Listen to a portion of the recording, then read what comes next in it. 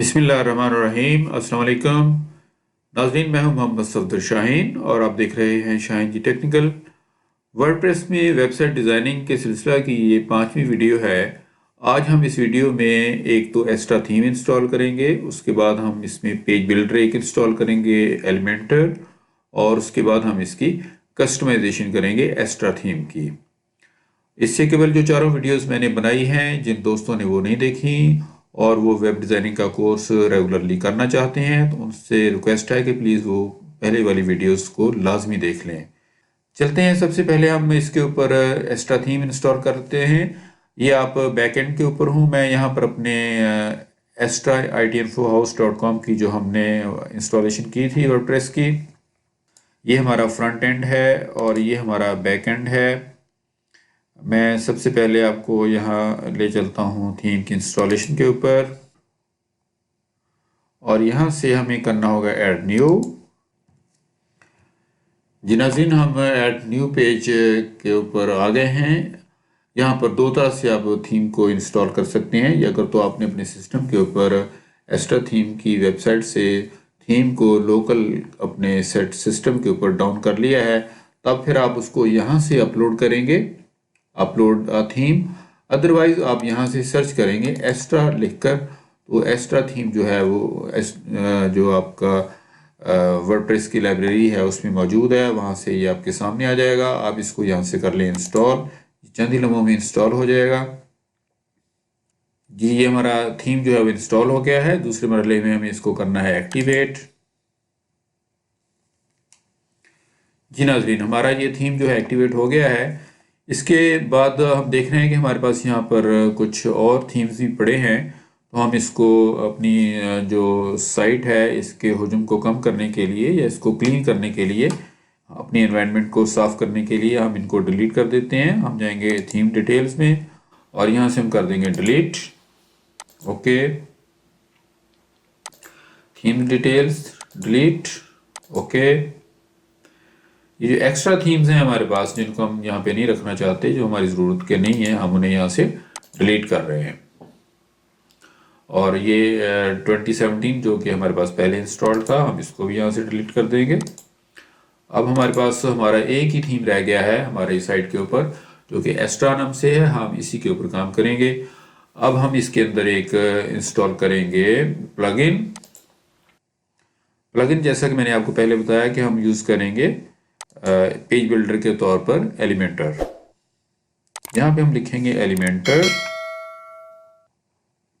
ये हमारा Elementor page builder है। नाजरीन, आप देख सकते हैं कि इसकी 5 स्टार रेटिंग है और 3+ मिलियन एक्टिव इंस्टॉलेशन इसकी जो है इस वक्त मौजूद हैं दुनिया भर के अंदर।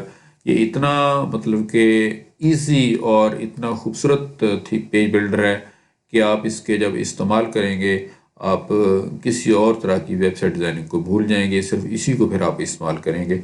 बहुत इजी है। इंशाल्लाह ताला हम इसके ऊपर तफसील से अगली वीडियोस में काम करेंगे। तो ये हमने यहाँ पर इसको कर लिया, करना है यहाँ से इंस्टॉल।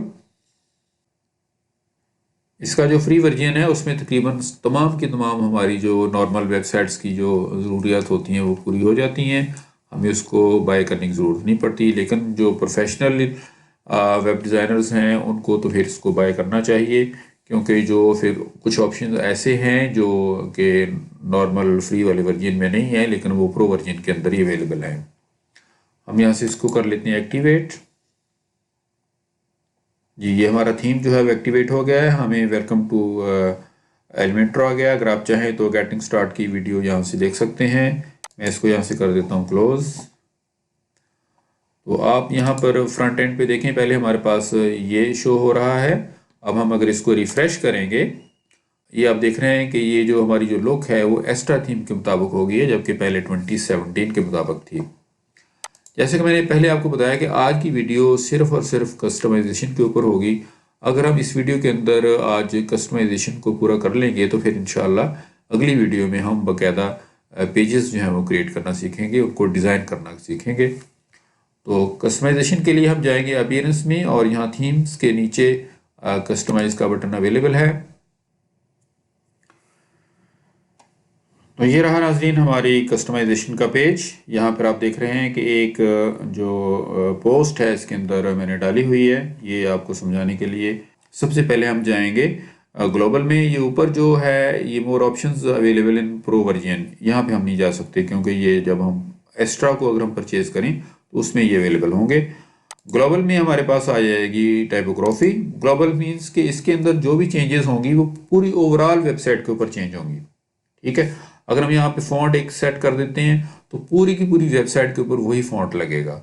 अगर हम यहाँ पे कोई हेडिंग का साइज चेंज कर देते हैं तो पूरी की पूरी साइट का वो चेंज हो जाएगा। इसमें दो टाइप्स हैं, बेस टाइपोग्राफी यानी कि हमारी जो नॉर्मल जो टेक्स्ट है उसका क्या होगा, फिर बाद में उसके हेडिंग्स कैसे होंगे, ये दोनों चीज़ें आ जाएंगी। बेस टाइपोग्राफी में ये देखें हमारे पास फैमिली फॉन्ट की जो फैमिली है वो हमने यहाँ से चूज़ करनी है। इससे पहले इसको एरियल लगा हुआ है, जबकि मैं रिकमेंड करूँगा या मेरी जो मतलब कि पसंद है वो एरेलावे नाम का एक फॉन्ट है, एरेलावे, तो मैं इसको लगाना चाहूँगा। उसके बाद फिर इसका नाज़रीन आप देखेंगे कि यहाँ पर हमारे पास साइज़ आ जाता है। ये नॉर्मल स्टैंडर्ड इसमें बड़ी सेट जो है वो 14 है। आप यहाँ से इसको कम या ज़्यादा कर सकते हैं। सपोज़ कि अगर मैं इसको 15 करूँगा तो आप देखेंगे कि यहाँ पर फ़ॉन्ट का जो साइज़ है वो थोड़ा बढ़ गया है। अगर मैं इसको और बड़ा कर दूँ तो ये और बड़ा हो जाएगा। ठीक है, नॉर्मली हमारे पास ये 14 रहेगा और 14 ही अच्छा मुनासिब साइज़ है साइड के व्यू करने के लिए। तो वेट इसका 400 ही रहेगा। ये जो टेक्स्ट ट्रांसफॉर्मेशन है इसमें होता है कि आपने इसको कैपिटलाइज करना है, अपर केस में रखना है, लोअर केस में रखना है, तो ये हम डिफ़ॉल्ट में ही रहने देंगे इसको। ये लाइन स्पेस में मुझे थोड़ा सा है इशू कि ये देखें आप लाइन इसकी आपस में काफ़ी करीब करीब हैं, जबकि मैं नहीं चाहता कि ये इतना करीब हो। आप इसको 1.5 कर दें तो ये बेस्ट हो जाएगा आपकी लुक के लिए। ये बहुत अच्छा हो जाएगा। ये देखें ये 1.5 करने के साथ ये आपका खूबसूरत हो गया है। बाकी ये पैराग्राफ मार्जिन जो हैं आप इनको भी 0 पे रहने दें, इसको चेंज करने की ज़रूरत नहीं है। अगर ज़रूरत पड़ी तो हम फ्यूचर में इसको कर लेंगे। हम इसको कर देंगे यहाँ से पब्लिश और यहाँ से हम होंगे बैक, फिर हम जाएंगे हेडिंग्स के ऊपर। हेडिंग्स में देखें यहाँ पे ओपन सैंस लगा हुआ है, हम इसको भी रेलवे में ले जाएंगे ताकि हमारा फॉन्ट जो है वो एक ही रहे पूरी साइट के अंदर। ये हमारी ब्रांडिंग है एक किस्म की कि हम जो साइट हम बना रहे हैं आप उसमें फिर एक ही टाइप का जो फॉन्ट है सारी के सारी यकसानियत के साथ आप यूज़ करेंगे तो साइट जो है वो अच्छी लगेगी। इसका ये वेट जो है वो नॉर्मल 400 हम रखेंगे। इनहेरिट होगा ये टेक्स्ट ट्रांसफॉर्मेशन, यानी कि जैसे पीछे का हमने रखा हुआ। इनहेरिट का मतलब ही होता है कि जैसे चीज़ उसको पीछे से मिल रही है या विरासत में मिल रही है वो वही रहेगी। हेडिंग साइजेस जो हैं हमारा जो हेड 1 होगा वो हमारा 60 के ऊपर होगा। ये देखिए ये हमारा यहाँ पे फ़िलहाल कोई हेडिंग नहीं है, ये सिर्फ टाइटल है, ये हेड नहीं है, ये टाइटल है। टाइटल का साइज़ अलग होता है। हेडिंग्स का अंदर जो साइट होती है उनके साइजेस जो होते हैं वो अलग होते हैं। अगर मैं रीड मोर में जाऊँ तो फिर आप देख सकेंगे कि यहाँ पर कुछ हेडिंग्स लगे हुए हैं। जैसे ये E12 लिखा हुआ है, ये हेडिंग 2 लगा हुआ है इसके ऊपर। अगर यहाँ पर मैं हेडिंग 2 का साइज़ यहाँ पे देखें पहले 40 है, अगर मैं इसको 32 कर दूंगा तो ये देखें ये साइज़ छोटा हो गया और बाकी सब के भी छोटे हो गए। ठीक है, जबकि मैं इसको यहाँ पे 40 ही रखूँगा क्योंकि अगर मुझे 32 या 30 चाहिए तो मेरे पास ये हेडिंग 3 की फैसिलिटी अवेलेबल है। मैं हेडिंग 3 को सिलेक्ट करूँगा। राइट, इसको हमें चेंज करने की ज़रूरत नहीं है। हमने सिर्फ यहाँ पर इसमें क्या चेंज किया है, हमने फॉन्ट फैमिली जो है उसको वही किया है जो हमने बेस टॉपोग्राफी में किया था।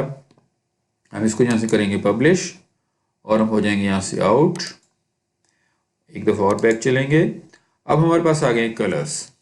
कलर्स में हम नाज़रीन देखेंगे कि बेस कलर्स हमारे क्या हैं, मसलन हमारे टेक्स्ट का कलर क्या है, हमारे थीम का कलर क्या है, हमारे लिंक्स का कलर क्या है और हमारे जो लिंक होवर कलर क्या है। ये चारों की आप सेटिंग्स यहाँ से कर सकते हैं।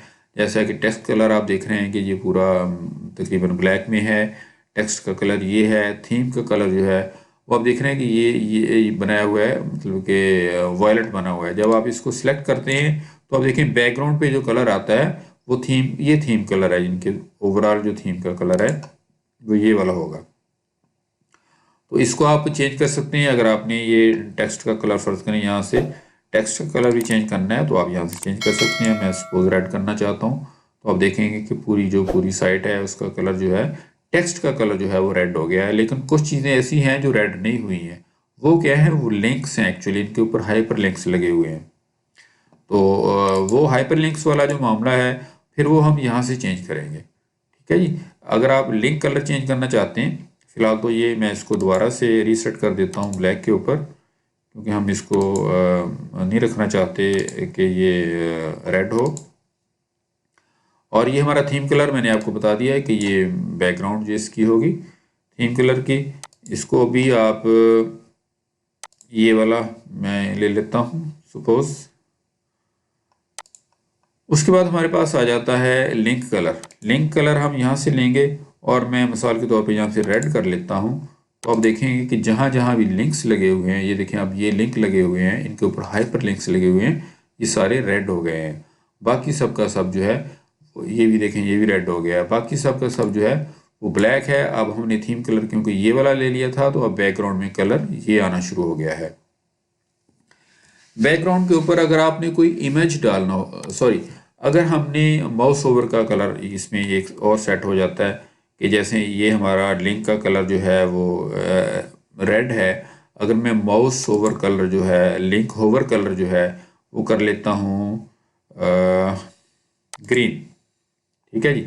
अब क्या होगा कि जैसे ही किसी लिंक के ऊपर मेरी माउस जाएगी तो वो ग्रीन होगा। पहले ये ग्रीन नहीं हो रहा था बल्कि दूसरा हो रहा था। तो इन चारों को आपने कैसे सेट करना है, ये इनकी सेटिंग हम बाद में बना लेंगे अपने लोगो के हिसाब से। जब हम लोगो अपलोड करेंगे तब हम उसके हिसाब से इनको सेट कर लेंगे। उसके बाद हमारी इसकी ये बैकग्राउंड है, बैकग्राउंड को हमने क्लियर रखना है। अगर आप इनमें से कुछ भी बैकग्राउंड लेंगे, सपोज मैंने येलो ले ली है, तो ये देखें फिर आपकी जो बैकग्राउंड है पेज पूरे का पूरा वो येलो हो जाएगा। ये बिल्कुल भी अच्छा नहीं लग रहा। हम इसलिए इसको हम क्लियर करेंगे, इसको हम कुछ भी नहीं करेंगे, ये ट्रांसपेरेंट रहेगी या वाइट रहेगी। अब हम इसको कर देते हैं, ये हमें जो लिंक कलर है इसको भी हम इसके साथ मैच करवा देते हैं। लिंक कलर को भी हम ये वाला ले लेते हैं, थीम के साथ ही मिल गया। और हम इसको कर देते हैं पब्लिश, और हम यहाँ से आते हैं बैक, एक दो और बैक। फिर हमारे पास आ जाता है नाज़रीन कंटेनर, कि हमारा कंटेनर कैसा होगा। कंटेनर मीन कि जिस चीज़ के अंदर हमारी साइट बंद है, जिस बॉक्स के अंदर, कंटेनर का लफ्ज़ी मतलब होता है कि बॉक्स जिसके अंदर कोई चीज़ कंटेन की गई है, बंद की गई है, उसे हम कंटेनर कहते हैं। डिफ़ॉल्ट में इसकी जो विड्थ है वो 1200 सेट होती है। अगर आप चाहते हैं कि आप इसको कम करना चाहते हैं तो ये देखें मिनिमम जो है ये 768 के ऊपर आएगी, इससे कम नहीं होगी, क्योंकि 768 जो है वो मोबाइल का वर्जन मिनिमम यहाँ पे होता है, उससे नीचे ये नहीं जाएगी। लेकिन हम इसको करते हैं बैक, ये 1200 पर हम इसको सेट रखेंगे। फिलहाल इसमें फुल विड्थ कंटेंट सिलेक्टेड है, जबकि डिफ़ॉल्ट में कंटेंट बॉक्स सिलेक्टेड होता है। ठीक है। ये हम अगर कंटेंट बॉक्स हम देखें तो ये देखें हर चीज़ बॉक्सेस के अंदर आ गई, ये भी एक बॉक्स के अंदर आ गया है, ये भी बॉक्स के अंदर आ गया है। ठीक है। अगर मैं अपने कंट्रोल से माइनस करूं साइट को, तो आप देख रहे हैं कि ये पूरे एक बॉक्स के अंदर जो है मौजूद है। ठीक है जी। लेकिन अगर इसकी निस्बत मैं आ जाऊँ फुल विड्थ कंटेंट के अंदर, तो फिर आप देख सकते हैं कि हमारी जो साइट है वो बॉक्स से बाहर निकल गई है और फुल विड्थ के अंदर वो आ गई है। राइट। ये हमारा मेन्यू बिल्कुल इस तरफ रहेगा और हमारा जो लोगो होगा वो इस तरफ आएगा। अगर हम इसको कर दें नाज़रीन स्ट्रेच्ड, हम इसको कहते हैं स्ट्रेच्ड, हमने कर दिया कि खींच दिया है, कि जितनी भी चौड़ी स्क्रीन होगी किसी भी मॉनिटर की या किसी टीवी की जिसके ऊपर हम देख रहे हैं लैपटॉप के ऊपर, तो उसी हिसाब से ये स्ट्रेच हो जाएगा। ये देखें अब मैंने अब इसको डी जूम किया है, तो आप देखेंगे टेक्स्ट पूरे का पूरा लेफ्ट साइड के ऊपर चला गया है और इधर वाला राइट साइड के ऊपर चला गया है। ये है फुल विड्थ, जो फुल विड्थ स्ट्रेच्ड जो है। जबकि हमने यहाँ पे जो हमारे लिए सबसे सूटेबल जो है वो है फुल विड्थ कंटेंट, हम यही रखेंगे इसके अंदर। ठीक है जी। बाकी ये पेज लेआउट और ये ब्लॉग पोस्ट लेआउट वगैरह वगैरह इनकी हमें ज़रूरत नहीं है फ़िलहाल। अगर ज़रूरत होगी तो हम इसको बाद में चेंज करेंगे। हम इसको फ़िलहाल यहीं पे रखेंगे। और जो हमारी जो विड्थ होगी, मैक्सिमम जो विड्थ होगी वो 1200 होगी। हम इसको कर देते हैं पब्लिश, यहाँ से हम होते हैं बैक। अब हमारे पास बटन्स हैं, यहाँ पे हमें कोई ज़रूरत नहीं है इसको छेड़ने की। हमारी ये फ़िलहाल ज़रूरत नहीं है, इस पर हम बाद में देखेंगे।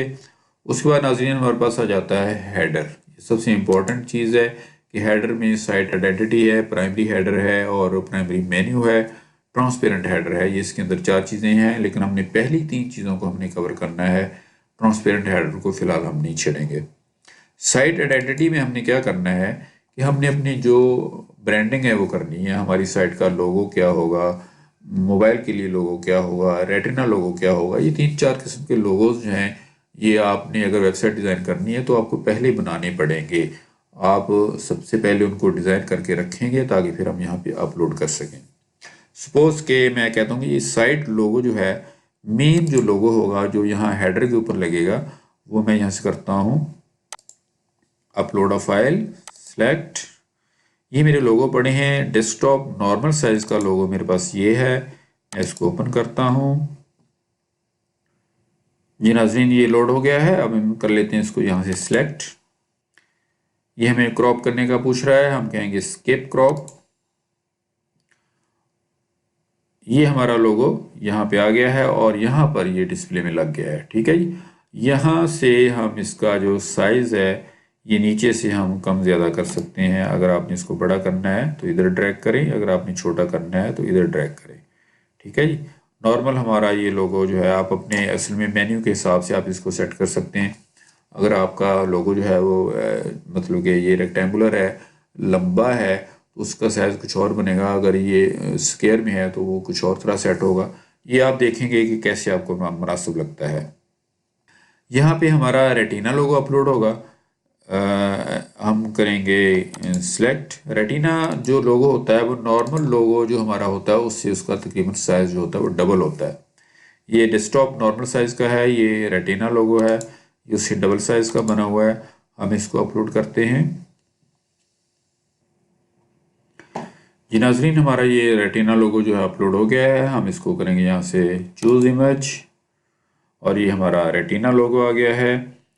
उसके बाद नाज़रीन हमारे पास होता है मोबाइल का लोगो, यानी कि ये ऑप्शनल है। आप अगर यहाँ पे डाल देंगे तो डेफिनेटली वो अप्लाई होगा, अदरवाइज फिर पहले वाले ही दोनों मोबाइल पर भी चलेंगे और टैबलेट के ऊपर। लेकिन मैं यहाँ आपको एक मैंने लोगो जो है मोबाइल वर्जन के लिए अलग से बनाया हुआ है। हम उसको सिलेक्ट करते हैं, अपलोड, अपलोड।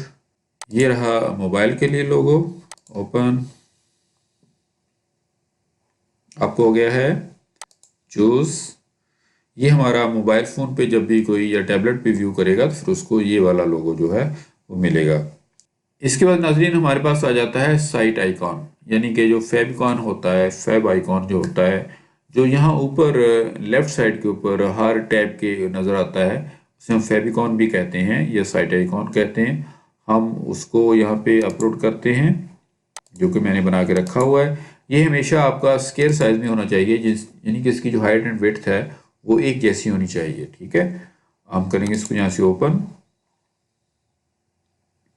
ये अप हो गया। मैं इसको सिलेक्ट करूँगा तो आप यहाँ ऊपर देखेंगे कि ये जब भी अप्लाई हम इसको कर लेंगे, मैं स्किप क्रॉपिंग करूँगा तो यहाँ ऊपर आप देख सकते हैं कि यहाँ पर ये कस्टमाइजेशन के साथ ये जो है लोगो, ये वाला जो है ये यहाँ पर आ गया है।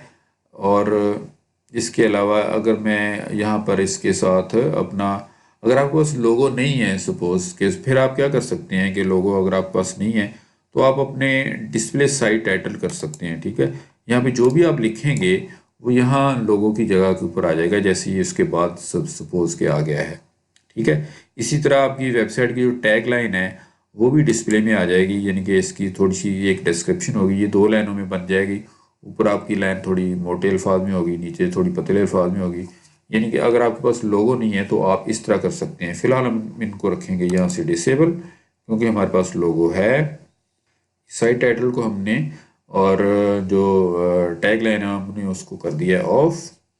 तो यहाँ पर नाजरीन हमने यही कुछ करना है। हम इसको कर देते हैं पब्लिश।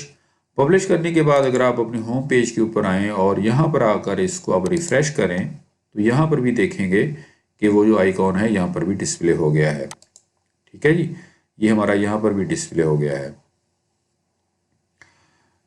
मैं दोबारा वापस आता हूँ, यहाँ से हम चलेंगे बैक। फिर हमारे पास आ जाता है प्राइमरी हेडर। प्राइमरी हेडर में क्या क्या ऑप्शंस हैं? प्राइमरी हेडर में हमारे पास 3 ऑप्शन है कि ये देखें, ये हमारा प्राइमरी हेडर है जो टॉप पे लगा हुआ है, इसकी एक साइड पे लोगो है, इधर लेफ्ट साइड पे राइट साइड पे हमारे वो पेजेस लगे हुए हैं जो हमने पिछली वीडियो में डिज़ाइन किए बनाए थे और मेन्यू क्रिएट किया था। तो यहाँ पर हमारे पास दूसरा ऑप्शन ये है कि लोगो ऊपर हो और उसके नीचे मेन्यू हो। तीसरा ऑप्शन ये है कि हमारा लोगो इस तरफ हो और जो मेन्यू है हमारा इस तरफ हो, जबकि हम ये पहले वाला ही सिलेक्ट करेंगे, यही सबसे अच्छा लगता है। दूसरा ये है कि इसके नीचे ये आप देख रहे हैं कि बारीक एक लाइन लगी हुई है, आप इसका साइज़ जो है यहाँ से कम ज़्यादा कर सकते हैं। इसका जो विड्थ है वो कंटेंट विड्थ ही आप रखेंगे, फुल विड्थ नहीं करेंगे, क्योंकि हमने जो पेज का जो डिफ़ॉल्ट जो उधर हमने सेटिंग की है वो कंटेंट विड्थ कंटेंट की है, फुल विड्थ कंटेंट, तो हम इसको कंटेंट विड्थ के अंदर ही रखेंगे। तो ये अगर आप यहाँ से इसको लाइन का साइज़ ये मोटा या पतला कर सकते हैं, 3 4 5, ये देखें ये मोटी हो रही है, ठीक है। आप इसका कलर भी यहाँ से चेंज कर सकते हैं, सपोज़ कि मैं कहता हूँ रेड अगर हो तो ये रेड होगी, ठीक है जी। जबकि हमें ये रेड नहीं चाहिए, बल्कि हमें इसको थोड़ा सा ग्रे में चाहिए। और दूसरे नंबर पे हमें ये इतनी मोटी नहीं चाहिए, बल्कि हमें ये सिर्फ सिंगल 1 पॉइंट की हो तो काफ़ी है हमारे लिए। इसके बाद मोबाइल के ऊपर जो आपका मतलब कि होगा लोगो और मेन्यू, वो कैसे होगा? इसके अंदर आपके पास 2 ऑप्शन है, एक तो यही वाला ऑप्शन है। अगर आप मोबाइल के ऊपर जाएं, यहाँ से मोबाइल के ऊपर आप क्लिक करें तो एक दूसरा ऑप्शन ये है, ये देखें ये इधर आपका लोगो है, इस तरफ मेन्यू का जो बटन लगा हुआ है, ठीक है जी। दूसरा इसका तरीका ये है कि अगर आप स्टैक में कर देंगे तो हमारा जो मोनो है लोगो है ऊपर चला जाएगा और मेन्यू नीचे आ जाएगा, जबकि हमें लेआउट जो है इसकी जो मोबाइल वर्जन की वो यही वाली सूटेबल है, हम इसी को यहाँ पे रखेंगे।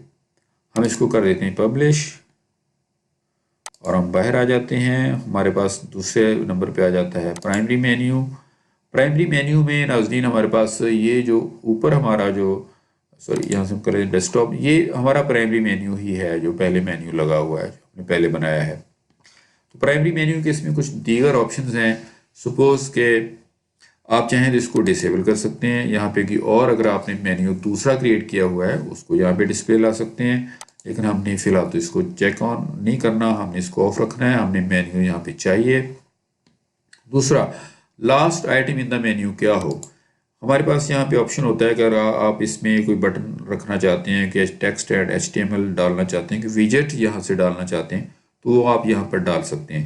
सपोज़ कि मैं टेक्स्ट या HTML जो है वो यहाँ पे ले आऊँ, तो ये देखिए कॉन्टेक्ट अस का जो हमारा जो आखिरी जो था उसके बाद हमारा कॉन्टेक्ट अस का एक बटन उसने बना दिया है, लेकिन हमें इसकी ज़रूरत नहीं है। हम यहाँ पे सर्च बटन लगा लेते हैं कि अगर हमारी साइट के अंदर से किसी ने सर्चिंग करनी है तो वो यहाँ से कर सके। दूसरे नंबर पे हमारे पास आ जाता है सब मेन्यू। सब मेन्यू क्या है? ये सर्फेस के अगर आप पेज के ऊपर आए तो आपको नीचे आपको 3 टैब्स आ जाती हैं, इसे हम कहते हैं सब मेन्यू। सब मेन्यू कैसा हो? इसकी कुछ सेटिंग्स हैं, जो इसके बॉर्डर्स वगैरह हैं कंटेनर के, ये इसका जो ये पूरा इसका जो इर्द गिर्द है ये इस कंटेनर के अंदर एक के अंदर ये बंद है। सपोज़ कि अगर मैं यहाँ पर भी 2 पॉइंट कर दूँ, यहाँ पर भी कर दूँ, बॉटम पर और लेफ़्ट पर भी कर दूँ, तो अब आप देखेंगे कि इसके इर्द गिर्द भी वो लाइंस लग गई हैं, जबकि पहले वो नहीं थी। अगर इनका मैं कलर यहाँ से चेंज करके आपको दिखाऊँ तो ज़रा ज़्यादा वाज़ेह हो जाएगा। सपोज़ मैंने रेड कर लिया है, तो देखें अब इर्द गिर्द आप देख सकते हैं कि ये रेड हो गया है, ठीक है। ये आपने यहाँ से इसका कलर जो है वो सेट करना है। और ये डिवाइडर कलर, यानी कि जो 2 मेन्यूज़ के दरमियान वाली ये जो लाइन है ये डिवाइडर कलर है, यानी कि एक जो पेज है उसको दूसरे पेज के साथ जो लाइन डिवाइड कर रही है, आपको मैं कलर चेंज करके दिखा देता हूँ ताकि आपको आसानी हो जाए समझने के लिए। अब देखें ये वायलेट लाइन आ गई है और ये रेड लाइन आ गई है, ठीक है जी। ये इसका ये है। हम इसमें दोनों को हम राइट ग्रे करेंगे और इसको भी हम ग्रे में रखेंगे। दूसरी बात ये कि हमें ये राइट लेफ्ट वाली लाइन जो है ये नहीं चाहिए, हमें सिर्फ जो है ये टॉप वाली लाइन चाहिए। अब देखें अगर हमने ये सिलेक्शन ली है तो सिर्फ दरमियान वाली लाइंस जो हैं वो वाज़े हैं, बाकी लाइंस जो हैं वो नहीं आ रही हैं। यही हमारा जो यहाँ पे ऑब्जेक्टिव है। दूसरा उसके बाद आ जाता है नाज़रीन, जो मोबाइल के ऊपर हमारा जो मेन्यू है वो कैसे नज़र आए। जैसे कि हमने पहले भी देखा है कि मोबाइल के ऊपर हमारे पास दो ऑप्शन थे, एक स्टैक का और एक इनलाइन का।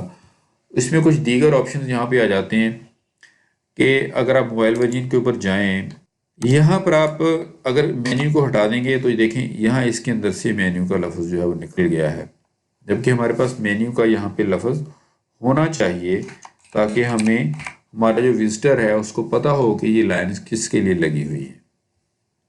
दूसरे नंबर पर इसमें कुछ ऑप्शन है कि सिर्फ ये आउटलाइन में हो, यानी कि ये फील्ड है फ़िलहाल तो ये आउटलाइन में आ गया है, ये मिनिमल में आ गया है, यानी कि जो कम से कम उसका है, उसकी कोई भी आउटलाइन नहीं है, कोई भी उसकी फिलिंग नहीं है।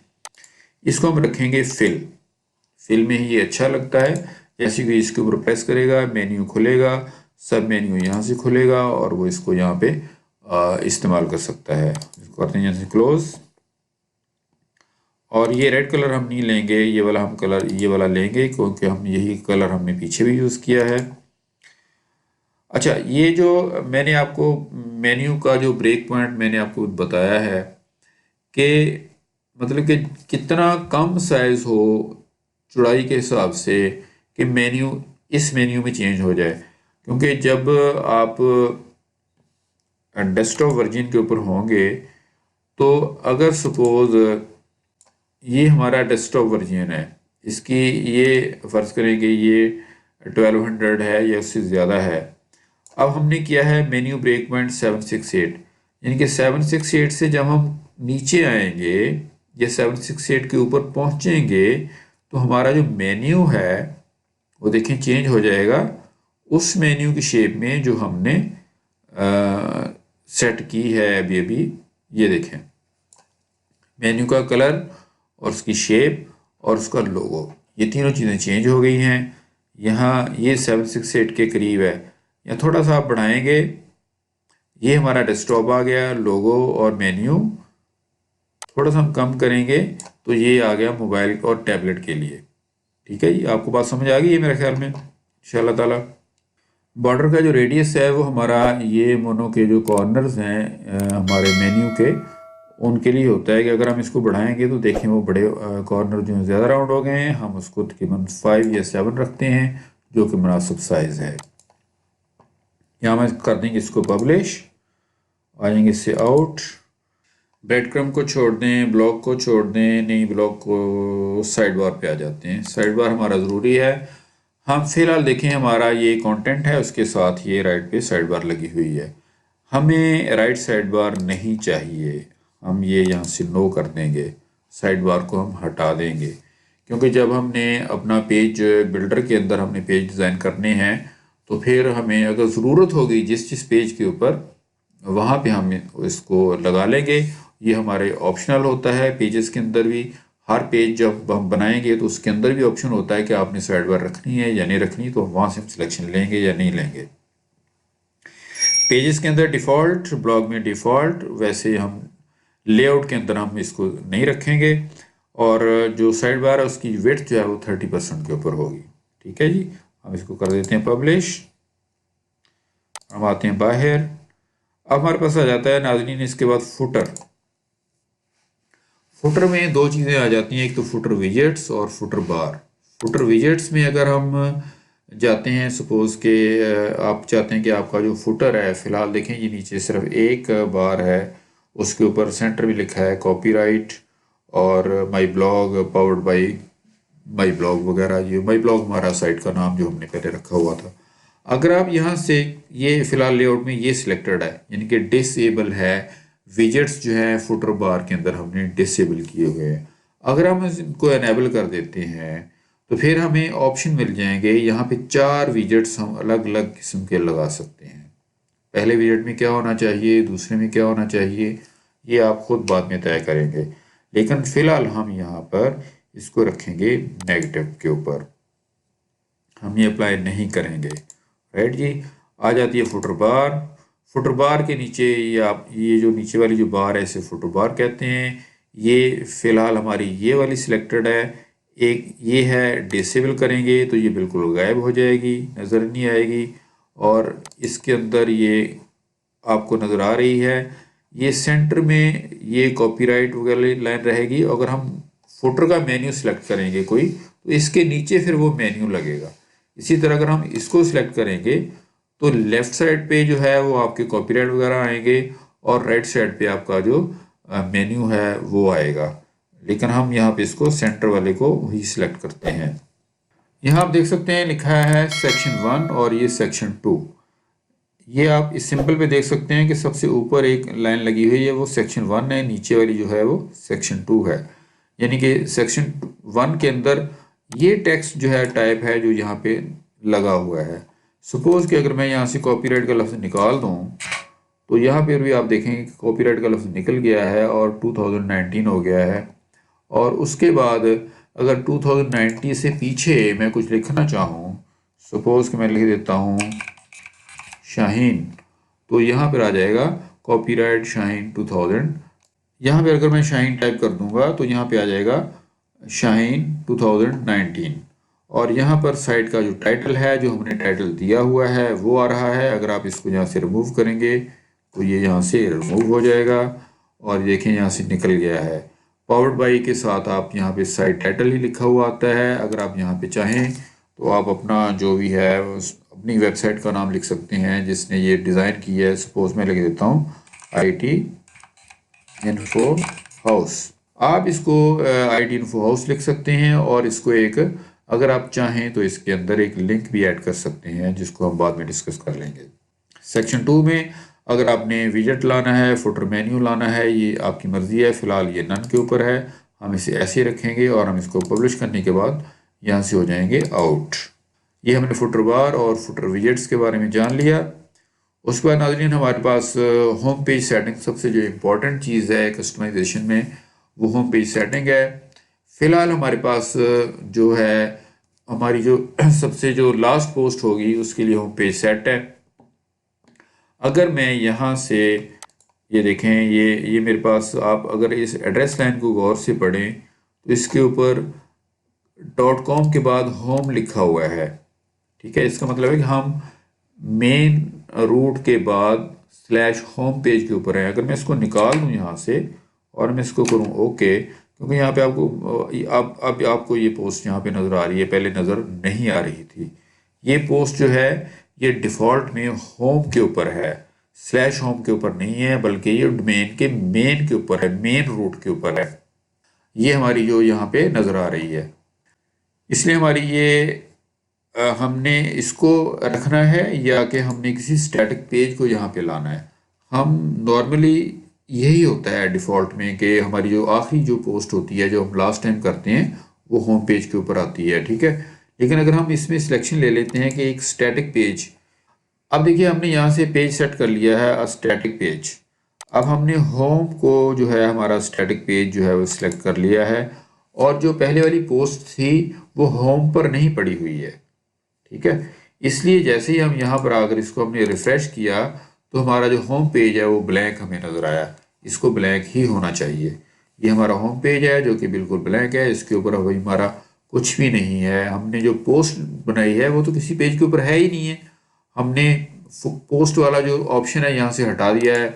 अगर आप जो लेटेस्ट पोस्ट को करेंगे, अब मैं इसको रिफ़्रेश करता हूँ तो अब देखें ये पोस्ट दोबारा से आ गई है हमारे पास।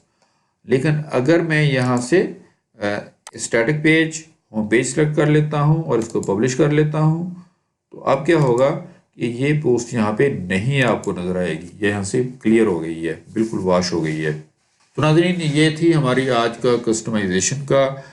मुझे उम्मीद है कि आपने मेरे चैनल को सब्सक्राइब कर लिया होगा और मेरी इस वीडियो को आप लाइक भी ज़रूर देंगे। इसी उम्मीद के साथ मैं आपसे इजाज़त चाहूँगा। अल्लाह हाफिज़।